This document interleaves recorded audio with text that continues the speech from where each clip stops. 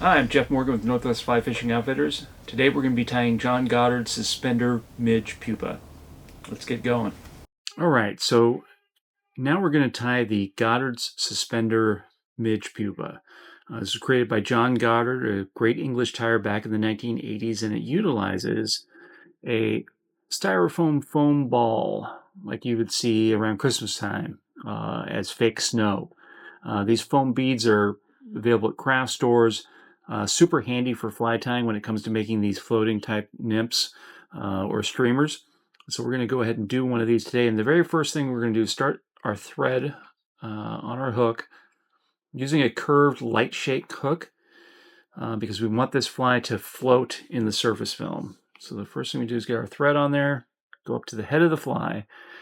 Next, we're going to take some mesh material. This is tulle, again, found at common craft stores. You can buy a spool of this and last the rest of your fly tying life. And what we're going to do is take one of these foam balls and we're going to wrap it up in this tulle material to create a little sack. And then we're going to tie that sack onto the front of our hook. So I'm going to grab the ball out of the bag there. It helps to keep these bags or these balls in a Ziploc bag because they do want to get everywhere. They will end up all over your house and your tying room if you don't corral them properly. And then I'm just going to take this whole sheet of tulle that I have and pinch the ball into that and pull it tight. So I have just a little ball there at the head of the fly. We're just going to tie that in at the head of the fly, and that what this mesh material does is help keeps that ball attached to your hook. So basically what we've done is created a bobber right on the head of our fly. So the reason for tying and fishing this style of fly is, let's say you've got fish that are hitting midges really close to the surface, and you don't want to fish a big chubby or strike indicator or bobber.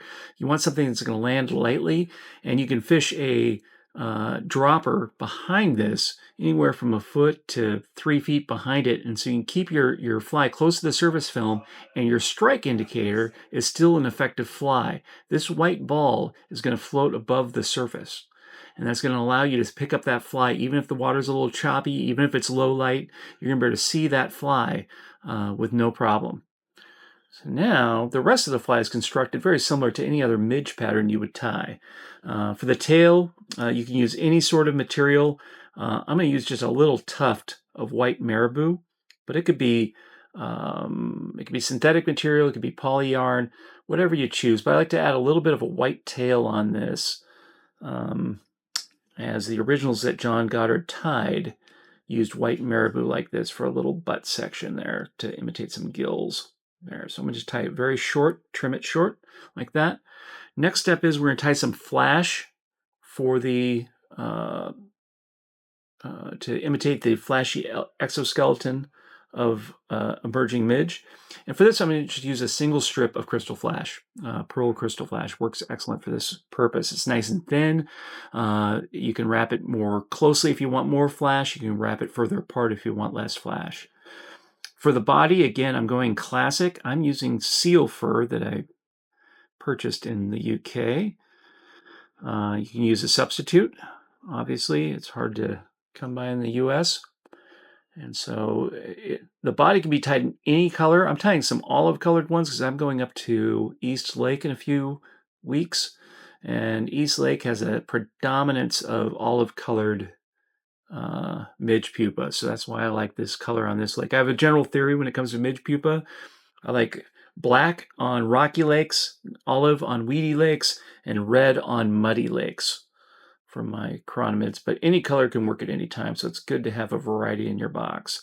So we're going to just try to dub a really thin body here, all the way up to the foam bead there. We're going to counter wrap our flash throughout that body there. And the reason why we counter wrap is so that that flash shows up a little bit more. If you wrap the same direction as your dubbing is wrapped, your flash can sometimes get tucked between the fibers and you lose that kind of even segmentation that you get when you counter wrap. Go ahead and trim off the excess there. And the last step is just a little bit of peacock. I'm going to use some natural peacock. You're free to use peacock iced up, great material. But the original, again, uses regular old-fashioned peacock. So I'm going to take 2 strands of peacock. Remember, anytime you work with peacock, you're going to want to use more than 1 strand because it is so delicate. If you use 1 strand, even on smaller flies, it can get unraveled pretty easily. So we're going to cut the butts off there, tie in our peacock, give it a little thorax like so. Tie that off. And all we do is lift this bead up a little bit so we can get our whip finish underneath there.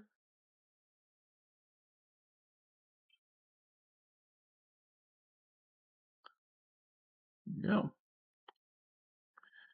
And there you have it, a Goddard suspender midge.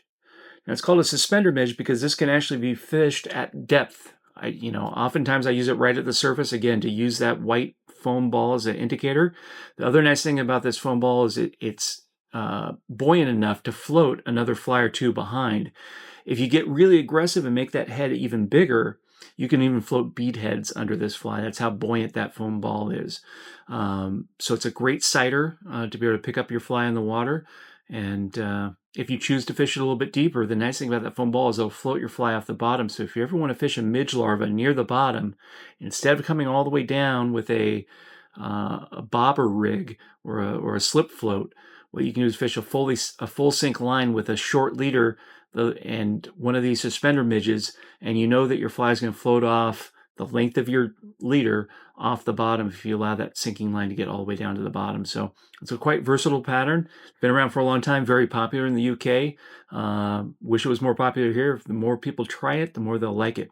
So I strongly recommend get out there with one of these Goddard Suspender Midge Pupa when you're on stillwaters this spring and summer.